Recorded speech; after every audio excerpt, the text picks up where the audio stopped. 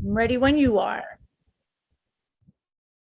Hi, everyone, and welcome to the Empowerment Group. I'm happy today to be joined by my friend, Lisa Pickell.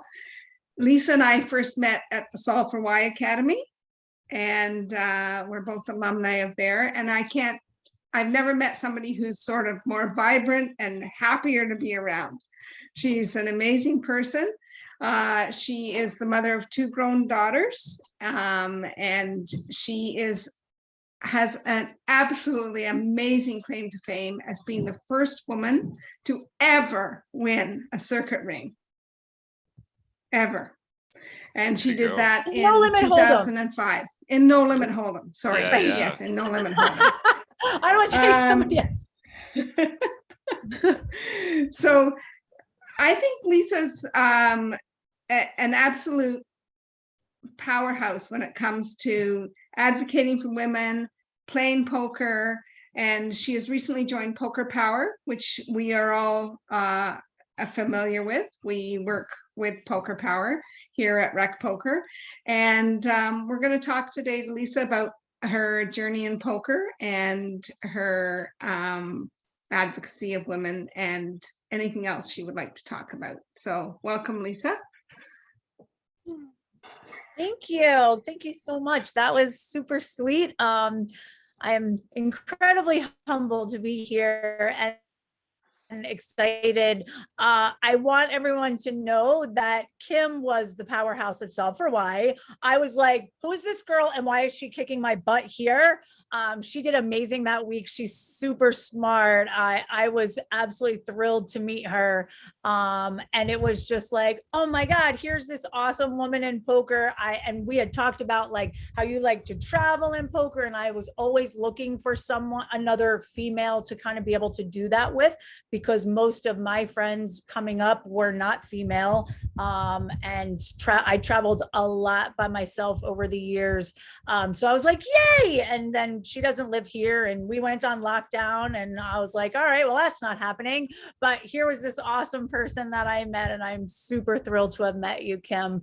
And actually, I think you had won a seat and did well, like parlayed it into something that weekend. I think we went to win. Kim was killing it. Let's just put it that way. You guys all in this group have an amazing person involved with you.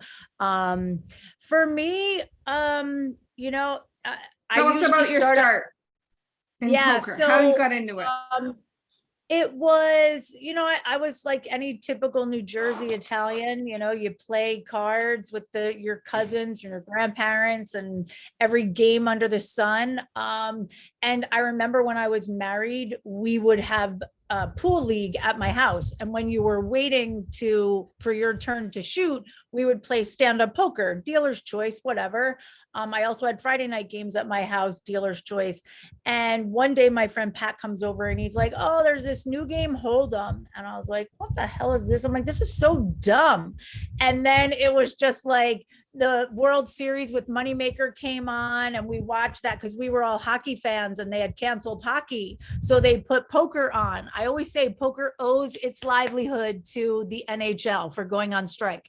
But so it just kind of like parlayed. We started playing No Limit Hold'em and I started going down to Atlantic City. My mom was a slot player and I would go down there and play like 1, 2 and just got a little better. And then I remember saying, there was a satellite to a WSOP event. And I was like, okay. And I'm playing the satellite and I get heads up with this guy and he wants to make a deal. And first of all, I didn't know you could make deals. But second of all, I was like, I can't really make a deal because I can't play the tournament unless I won the seat. And he got so mad, like he had me out chipped and he got so mad and totally tilted. And I wound up winning the seat.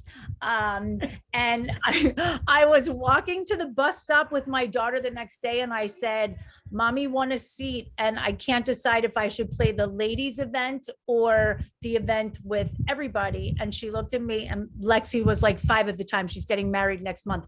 She looks at me and she goes, why wouldn't you want to beat all the people, Mommy, instead of just the girls? And I said, you're right, honey. So I went and I played that, and I remember shaking, handing over 500 real dollars for a poker tournament. I was like, oh my gosh.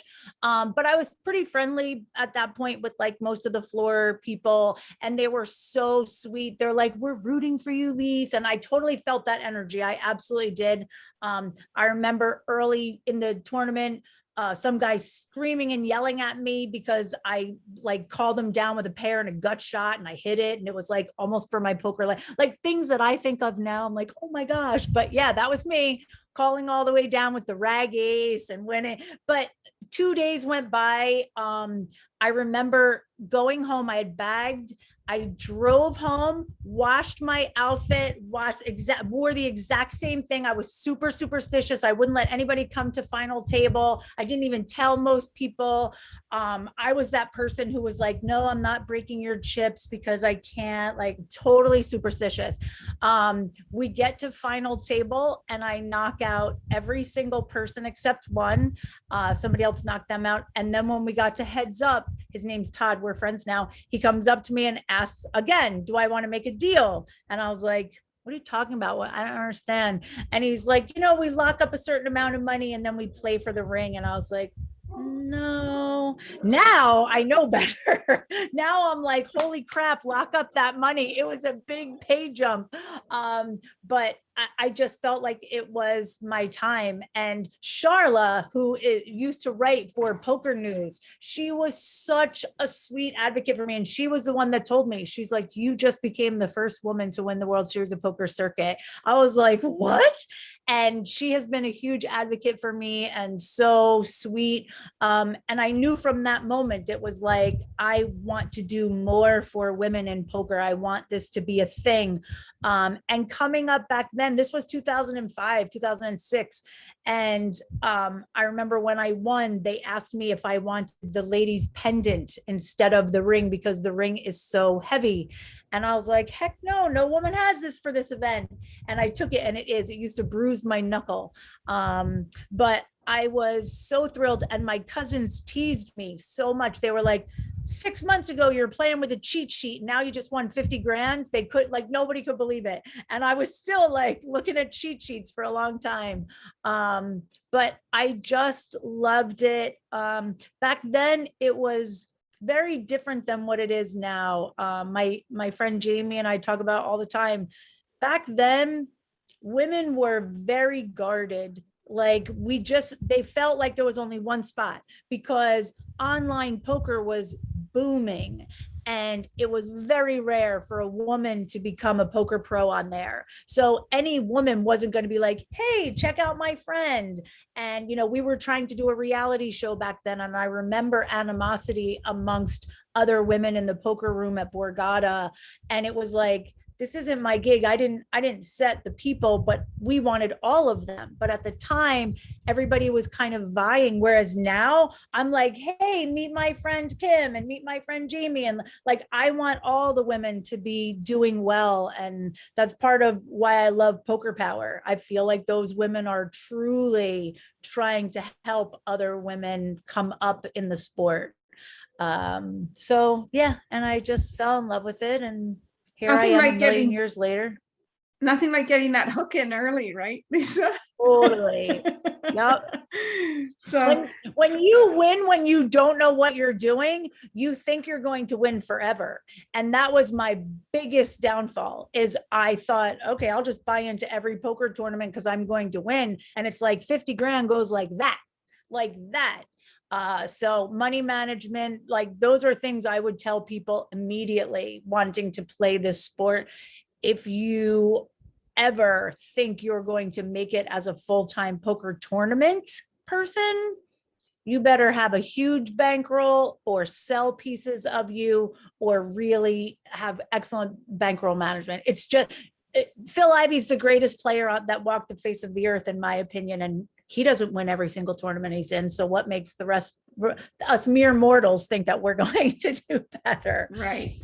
Yeah. So tell us about your involvement with Poker Power. Where did you get the call there, and what are you doing for them? Because we know them fairly well. Awesome. They work with us, so. Oh, great. So trying to think of how I even got that call.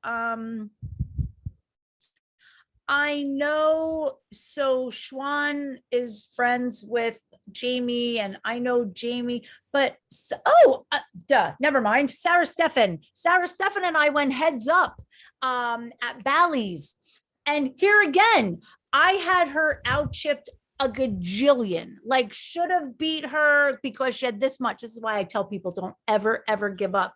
And she had said about, do you want to discuss deal? And I said, sure. We were in the middle of a hand.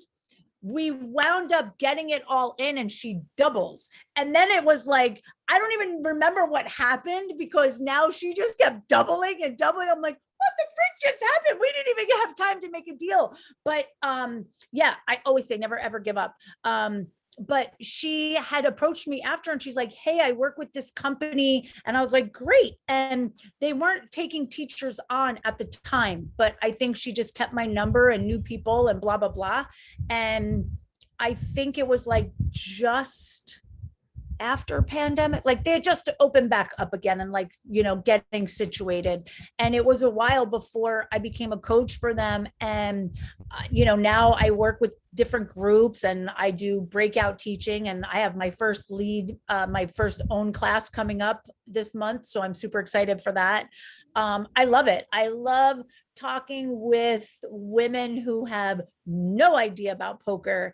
And then there are other women who have a little bit, and you could see they want to be so aggressive. And like, there's this one girl in one of my morning groups, she loves to bluff. I'm like, I can't wait for you to come out here and be at a cash game table. I'm like, let's go, because she's got that like drive in her, and she just needs someone to like help her navigate.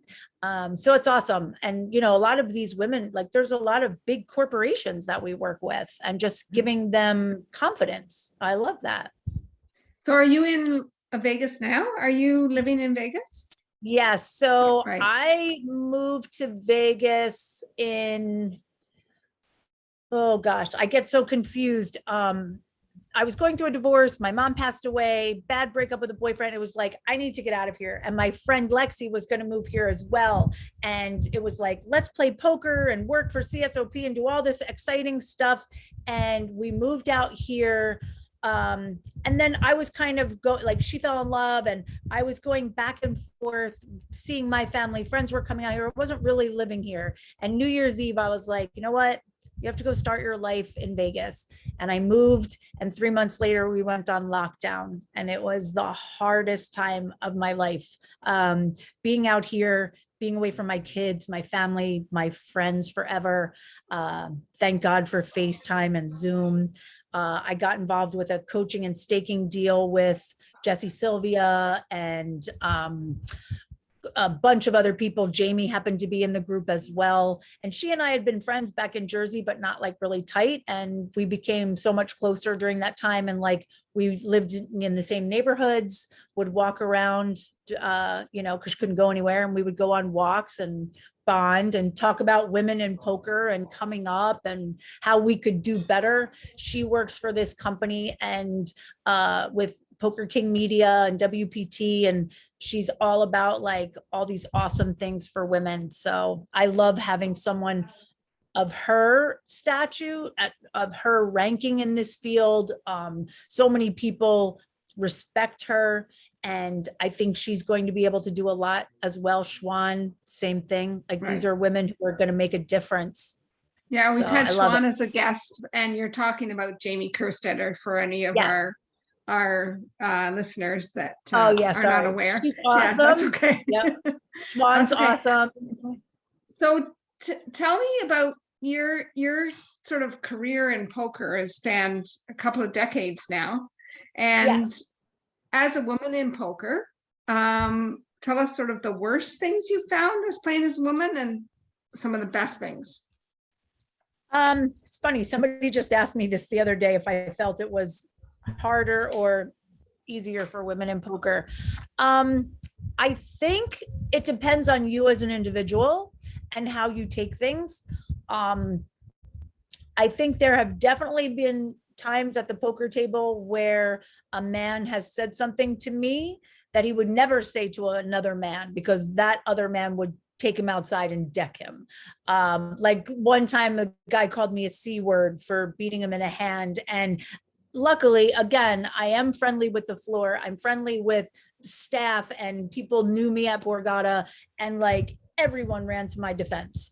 The guy was drunk. He's an idiot. But at the time, I also didn't know how to use that to my advantage. I started to kind of get upset about it. I don't know that I tilted, but at that moment now, I know that that's the guy I want to play every hand with. I want you to make all the mistakes you're going to make because you think I'm a dumb girl. I think the fact that being a woman, I have so many people come to my defense, is a plus. I don't know that men have that. I've seen men being berated at the table, and I don't think another floor person is going to run over to them and tell another guy like, hey, knock it off, unless they're going at it like with the F word and stuff like that. But I think if you conduct yourself in a humanly way and you are kind and present in the poker rooms, I think most people get friendly with you. Like, you have to realize this is your job. And if this is your job, this is your workplace. So my workplace, I don't want there to be animosity. I don't want there to be bad blood of people who are going to sit at my table every half hour.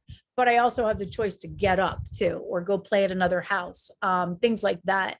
I think the upside is when you play with those men who don't respect women in poker, who don't think that women are good. Every time I raise and that ace falls and I have, 5-6 suited, and that board is ace 10-9 or ace jack 5, guess who gets to bet and just win? Me.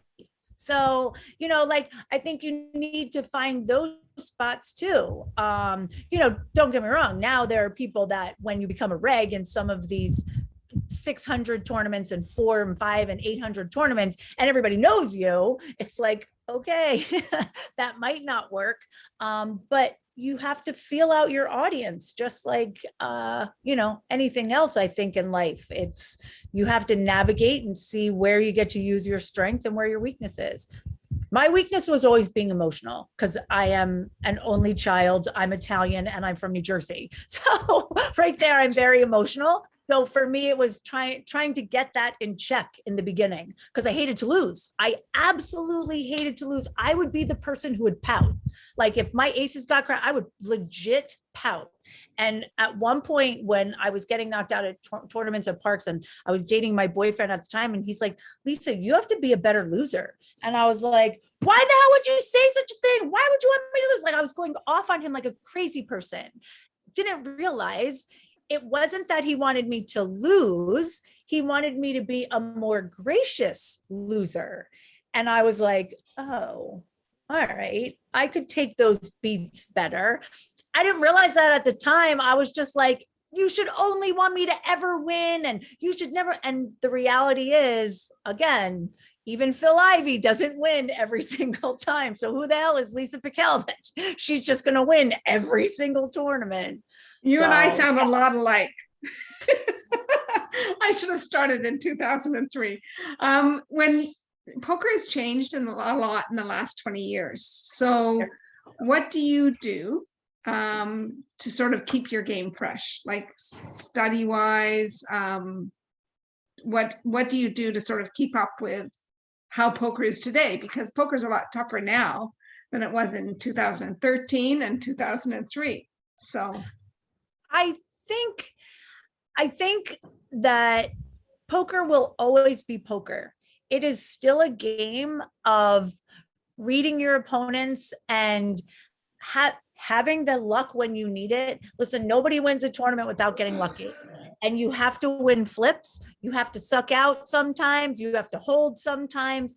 But you also have to maneuver your stack. I have never been a huge GTO person. I'm probably one of the few people in poker who suck at math. I hate the fact that math has become such an important part of poker. because I'm just not good at it. And at this point, it's very, I don't want to say humbling. What's the word? It's embarrassing. The fact that I have been involved in this sport so long and I still suck at math because You for probably years, inherently know it though. You I probably think inherently so. know it. I think there are certain things that I'm just like, okay, the pot is this big and I have to call this big. So, okay. So I think that kind of stuff, yes. But there was definitely a many, many years where I wouldn't want to admit that I don't understand this or I don't know why the answer is that, because it was like, well, wait a minute, you've been playing 5, 10 years. How do you not know that? And we all kind of have some sort of ego, or we wouldn't be playing poker. We would do, way easier things in life. But I think there's that challenge and that ego. So I didn't want to admit that I don't know a lot. I think more people are playing, which is great. Now, especially back in Vegas, live play is coming back. I've always loved live play way more than online, just because I love being able to read somebody. That's my strength. My strength is my reads.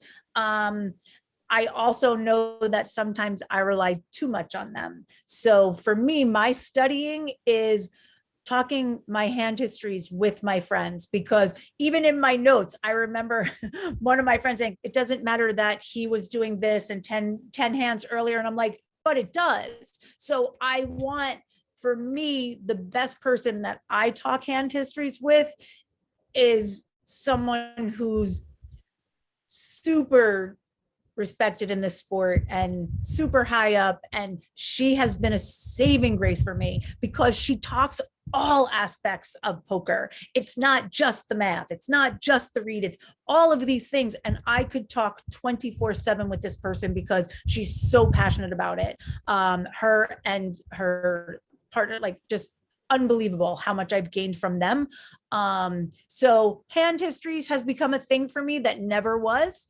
And I love talking about it with other people. Actually, at our Solve for Why, I remember going at it with Berkey for 2 days about the same hand. And he still to this day will tell me he's right. And I still to this day will say my read was spot on and I get one chance at being at a final table. And I'm going to take my read over the math. Whether that's right or wrong, in that moment, I knew in my gut that I was right. And I was pissed that I folded because I knew Berkey would be in the booth shouting, bold, bold. And I looked at that guy, I forget who it was, but I looked at him, I said, I know my deuce is good here. That's how much I believed in my gut. But I probably went off on a tangent there. I could talk That's so okay. much You're a about field these. player. Sorry. That's excellent. That's excellent. With getting more women into the game, you're obviously working with Poker Power. We're trying to encourage more women to come in. Any sort of tips that you can think of that we can do, as we're all recreational players here. We're just trying to bring our friends in and make them feel comfortable.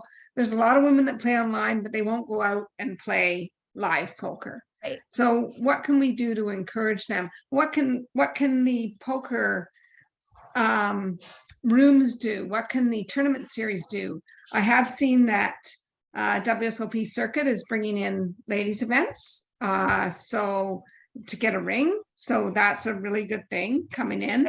But sort of what can we do as men and women in the game at the recreational level to bring our friends in and more women, encourage more women in? So I think that's a great question, because if you truly care about bringing more women into the sport, what are we doing? So for me personally, I'm the woman who, when I'm at Venetian, this just happened the other day, when I'm at Venetian and there is a girl clearly who does not know anything she's doing. She said it from the beginning. She was playing a 1-3. We were just kicking around cash game. She's playing 1-3 with her boyfriend, and she apologized to the table. She's like, oh, if I'm taking too long. And we were like, no, it's all good. Don't worry about it. I remember specifically a hand she had, and they flip over their cards. She was betting and okay, calling, and wasn't sure what to do. she flips over her hand and they start pushing her the pot. And she goes, oh, but he had three of the same thing. He had three kings. She goes, he has three of the same thing. And we're all like, yes, but you had a flush. And she's like, well, see, you have all hearts. And she's like, oh, that's how new. I went over to her and I said, listen, I work with this group called Poker Power. It's free for you to join. Like, you should totally pop in there. You can play hands online. We kind of guide you a lot. Like, there are classes where we guide you and help you learn hand histories and what beats what and how to bet. And she was like, oh my gosh, that's so nice. But being at the table, being compassionate to that person is how you get more women involved in poker. When a woman asks, am I allowed to do this? Or she's taking a long time, making sure that the dealer helps her. Like when she says, what am I allowed to do? You tell her all of her options. If it's a 1-3, you can bet whatever you want. You can bet $6, like all of those things. And telling your friends, like one day in Poker Power, somebody said, because like on our app, it will time out if you're in a hand.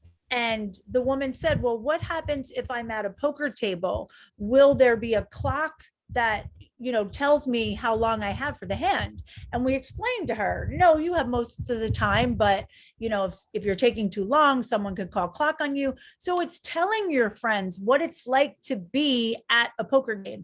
I told in a poker room, I would suggest women going to very women-friendly poker rooms.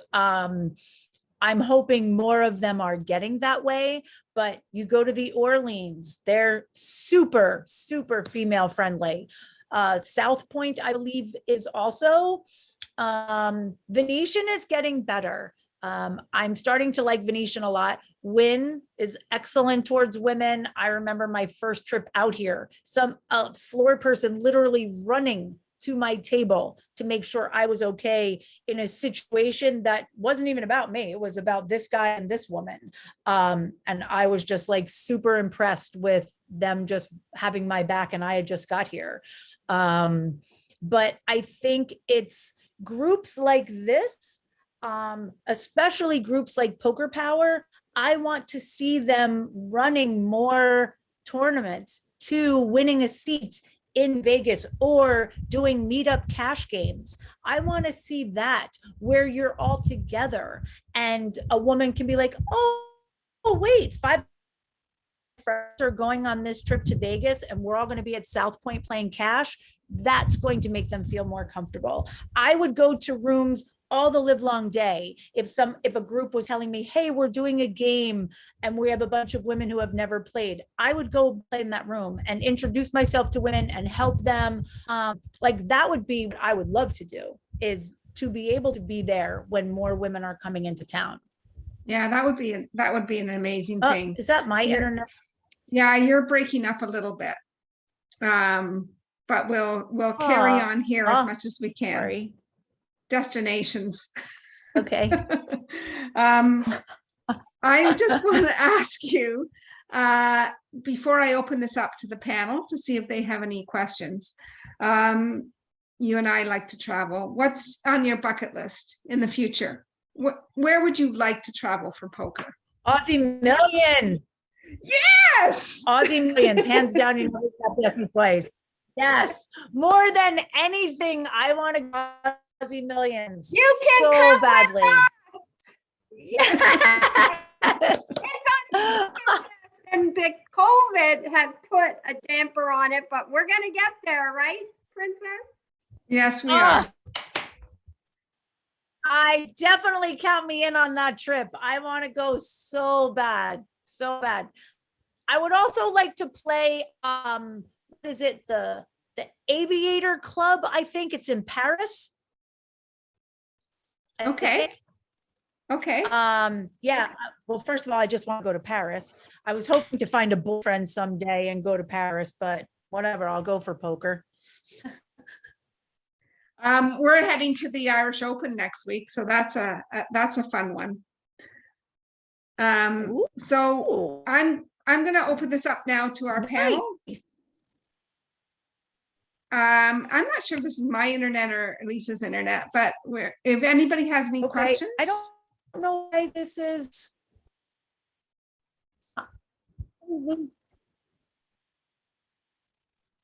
I think it's Lisa's because I hear everyone, I hear you fine, Kim, but Lisa's coming in and out. Okay. Same here. She's frozen I again don't- right now. I am. Yeah, maybe if she It turns says off my her thing- video, the conversation will flow better because she doesn't need as much. I was actually going to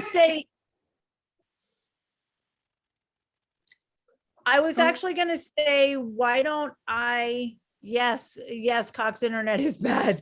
I was going to say I could sign off and sign back on if you want Okay. me to do that. Sure.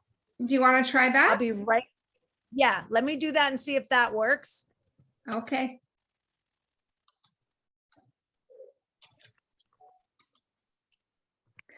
So I'm just going to open it up for a few minutes to everybody if anyone has any questions for Lisa.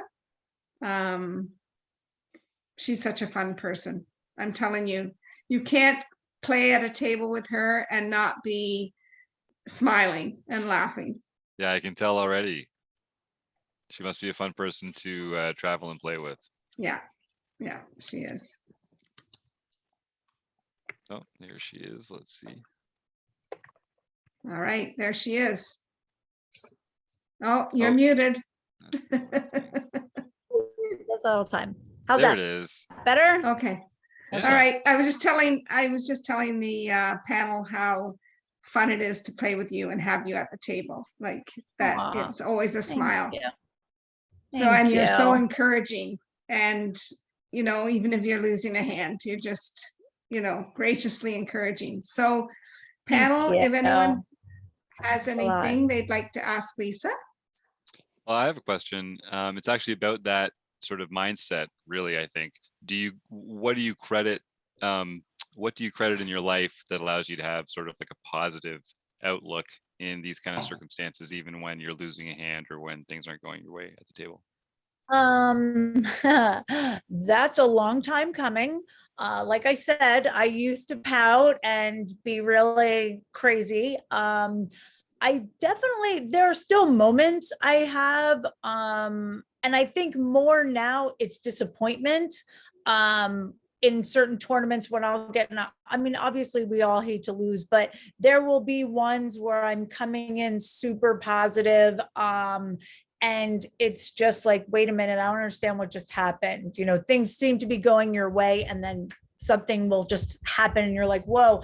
But I also find that that's something that is super helpful. If you're in tune to your body and your mind, you should know when to, like, there are times, especially more so in cash games, but there are times when you know you should walk away. Like the game is there's just something in you and you're like, I should be done.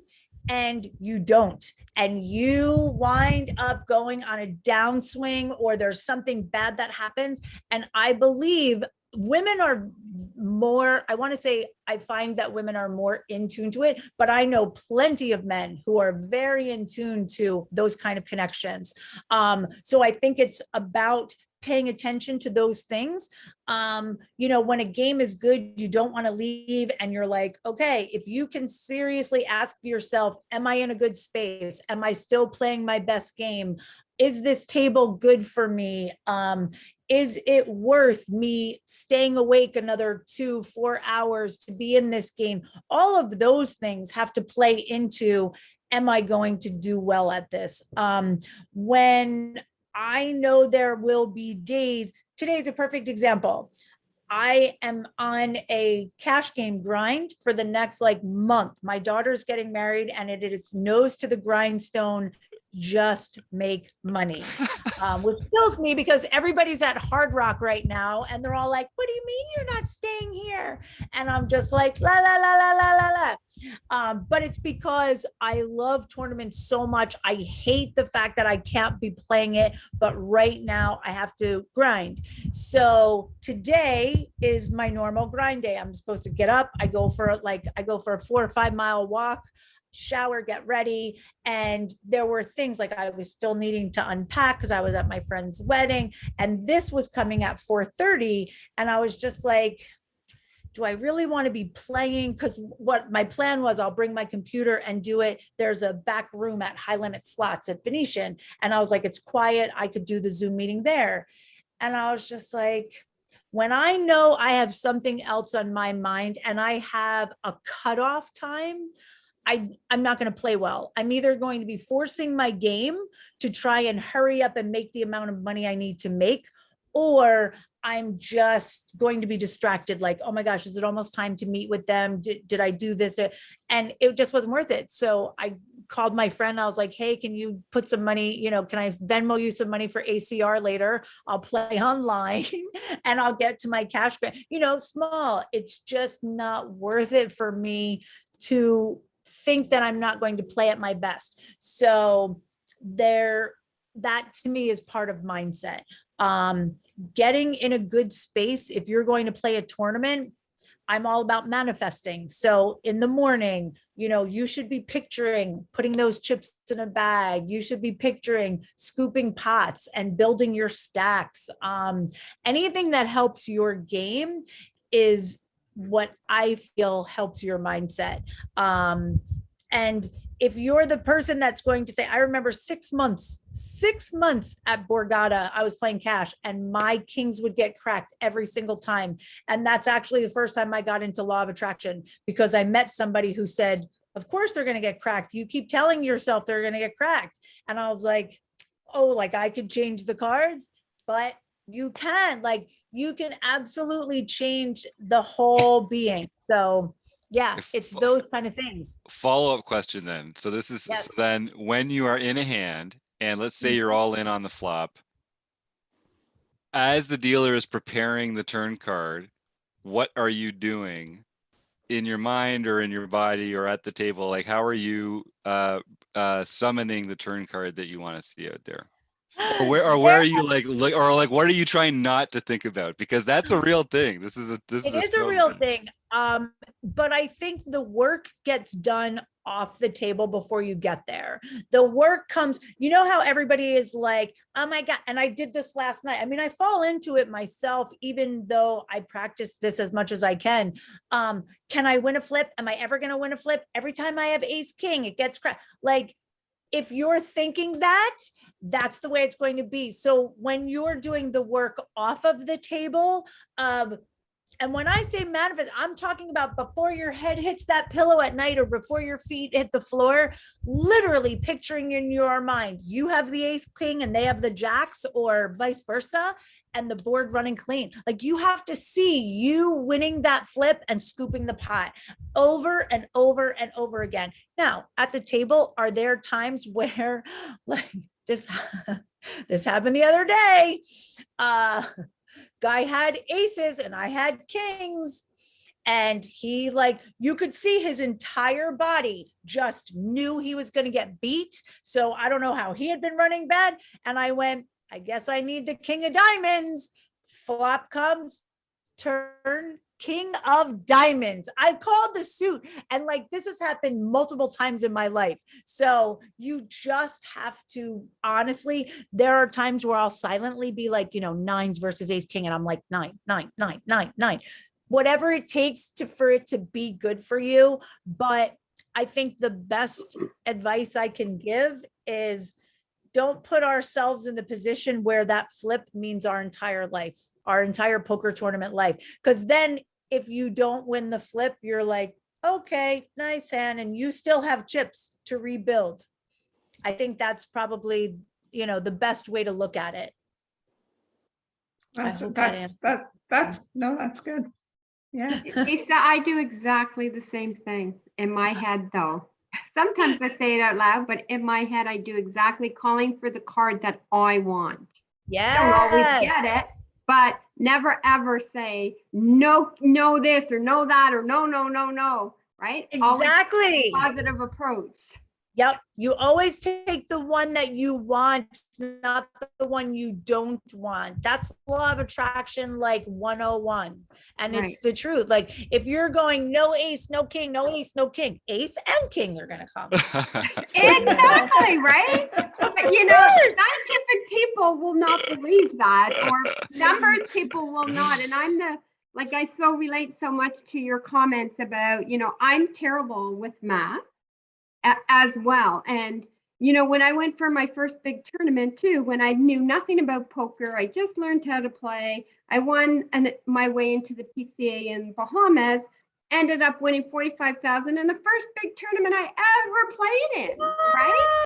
So I thought it was easy. And I won the trip. And then I won it the year after and the year after that. And I thought poker was so easy, and it never became easier over time. It became harder over time, right? Exactly. But so can relate to some of your comments. Very interesting. But I really do believe in the gut instinct part of poker. And the same thing, I think I play the same thing with my gut instinct. And every time I go against my gut, I'm wrong. Yep. Absolutely. I think it is a part of merging the two is where the really greats skyrocket. Like if you watch Phil Ivey, one of the things I say about him is he will read a person's soul. I watched him win his stud bracelet. I was literally like 10 feet away from him, watching him go heads up. He started out at a deficit, and he literally just read this guy's soul. And later, what that translated to me was he was going with his gut. He was going with his reads of what his opponent's weaknesses were and where he could outplay this person. I think, yes, math has to be a part of the game, and luck is going to be a part of the game, and how you take those bust out hands or those losing hands, your ace is getting cracked, all of that plays into how you can become a better player. One of the things my mom said after I had won my ring, I also did super well in the next few tournament. Like I was at the Borgata Main, and I was playing with, literally, this was my table at a main event: Phil Ivey, Matt Matros, Amir Fahidi, another English pro. I looked at them, I said, when the hell did you people sign up? You couldn't pay to play at a table like that. But it was extraordinary how well I played at that game. Now, again, they don't know me, so I have an advantage there. They're thinking a woman is only playing the nuts. So some of those things, and then we broke. Thank God I didn't play all day at that table. But it was like, after that, I was like, I'm going to be the best player ever, and I'm going to study, and I'm going to do all this stuff. And I couldn't win to save my life. And my mother said to me, you played a lot better when you weren't learning. And I think what happens is a lot of times we lose the things we're good at. This happened during that study group as well. Jesse said to me, Lisa, I think I'm hurting your game. And because I wound up winning the day I found out I was invited into the group, I won something on WSOP, and my first week with them, I came in third in an ACR event. Then after that, I couldn't win to save my life. And what was happening was I was getting so jumbled up in charts and numbers. And every time I was like, wait, normally I would raise this, but was I supposed to raise this? Does the chart say? And you've got 30 seconds. So it was like I lost the good things and hadn't yet got good at the new things I was learning. So there is a learning curve when you are first starting out, or anytime you're trying new concepts. And I think it's super important to know that. There are things that are going to not go right until you hone that skill. Yeah, that's really good. I'm more of a mathematical player, but also I do have a lot of feel for the game. Luck equals mathematical variance. Like those two things are the exact same thing, just thought of differently. Between the field players think it's luck, and the mathematical players just know that it's mathematical variance. Right. So- Right. This is why I love Kim, right? So my big playing is enhanced by my conversations with Kim on the mathematical side of it, right? Right. She makes it seem friendlier. The way she said that made it much friendlier. That it was Right. that, because I normally hate that word. Very But it's like- logical. Yeah. But she made it the same as luck. And I'm like, okay, now I can understand that. See, that's why you're so good. All right, I think we've kept you long enough. And it's so nice to talk to you, Lisa. I can't wait to see you this summer in Vegas. Oh, yes. I Please have let a, me know when you're here. I have a daughter getting married this summer too. It's very exciting. And maybe I should start grinding 2-5. Is that what we're grinding these days? I've actually been because going back, I was playing PLO for like the last 2 years. So I have not been playing Hold'em Cash in a long time. So it was just start out at 1-3 and see whether you can really do this. And my first week was all red. It was crazy. I had set it up with my friend who was giving me advice on how to actually be a cash game grinder. Set hours, set plays, like I'm still kind of figuring that out. And right now, like just grinding 1-3, I'm like, okay, I can make my numbers. I looked at my hourly the other day and I was like, Now, I also had one high hand, but that was only this much. But there was still, I was like, all right, if I do this the right way, I can actually make a decent living. So then going back, because I used to play 2-5 all the time, but I didn't want to start out there because I knew my hits would be so big in the beginning. 2 buy-ins in that, then trying to win that. Like if I'm averaging 2 or 3 buy-in wins at 1-3, I'm not going to average 2 or 3, 500 to 1,000 buy-ins every 2-5 game Right. yet. So Right. I'm just trying to figure that out. All right. Well, all the best of luck to you. Thank you so much. Does I anyone really else? appreciate this. I was just going to ask, Lisa, did you ever play at the playground in Montreal? Oh my God, it's one of my favorite places on earth. We were just talking about it. Because you look familiar. I think I've seen you there once, maybe. I played a really big WPT. I think it was the year Sexton won. I had won a seat to it and went super deep and lost a flip. But I love Playground and I really would love to go back. Are you kidding? They talk French and English to me at the table. I could not have been happier. The food is fabulous. Yeah. The staff is fabulous. Yeah. We All were right. just talking about, Rec playground. It'll be a road trip. Road Road trip, trip. I just think it's saying. not Yeah, the same thing. We should plan a group road trip. we really should. Yeah. For sure. Yes. Yeah. They have count to me bring in. back tournaments first. So once they Well, bring back I- tournaments there, we'll. Not for me. I'll go play cash. That I'll sounds go awesome. play cash. Yeah. 1-3 is a good starting place. Yeah. Also, Lisa, because sometimes it plays like a 2-5, right? Yeah. Oh, for 1-3. sure. For Yeah. sure. The other thing is like, I'm learning you have to find if you're going to play cash, you have to find all the advantages, and the advantages are the promos that these rooms are running. Like I just did a free roll for a 10K seat, 5 10K seats at for the WSOP main. Like there are great promos here. So I'm not sure the other places. But the other thing that I wanted to say about Playground was they just apparently built a hotel there. That was the sucky thing, that there wasn't a place to stay right Yeah. there. And now there is. So Yeah. hell Yeah, yeah, count me in. Yeah, can't wait till they get the tournaments going there again. Thank you All so right. much, Lisa. I Thank really you appreciate so, you so stopping much. by. Yes, Bye. thank Take you. care. And let me know when you're all in Vegas. We'll play meetup games. Yeah.